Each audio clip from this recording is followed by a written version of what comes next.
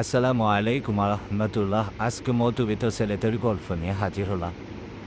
মধ্যবিত্ত ছেলেদের স্বপ্ন সীমিত হয়, কারণ তাদের আগে হাজারবার ভাবতে হয় এটা করে পরিবারের উপর চাপ পড়বে কিনা। নিজের ইচ্ছেগুলোকে মেরে ফেলে পরিবারের মুখে হাসি দেয় মধ্যবিত্ত ছেলেদের একমাত্র চাওয়া হয়। যে বয়সে ছেলেদের স্বপ্ন দেখা উচিত, সেই বয়সে মধ্যবিত্ত ছেলেরা হিসাব কষে সংসারের খরচ কীভাবে সামলাবে। বন্ধুরা যখন দামি ফোন, নতুন পোশাক পরে, তখন মধ্যবিত্ত ছেলেটাও পুরনো জামাটা ভালো করে ধুয়ে ইস্ত্রি করে নেয়।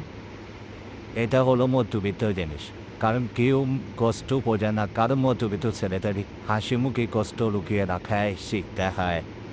নিজের ইচ্ছে স্বপ্ন জলাঞ্জলি দিয়ে যখন বাবা মায়ের মুখে হাসি দেখে, তখনই একজন মধ্যবিত্ত ছেলে সবচেয়ে সুখী হয়। বন্ধুরা যখন আড্ডা দেয়, ঘুরতে যায়, মধ্যবিত্ত ছেলেটা তখন টিউশনি করে কিংবা খরচ কমানোর পরিকল্পনা করে। কেউ বোঝে না মধ্যবিত্ত ছেলেদের নতুন শুধু নিজেরাই নয়, পুরো পরিবারের স্বপ্ন বয়ে বেড়ায়। একটা মধ্যবিত্ত ছেলে মন ভাঙলে সে কাউকে বলতে পারে না, কারণ কষ্ট থেকেও বড় দায়িত্ব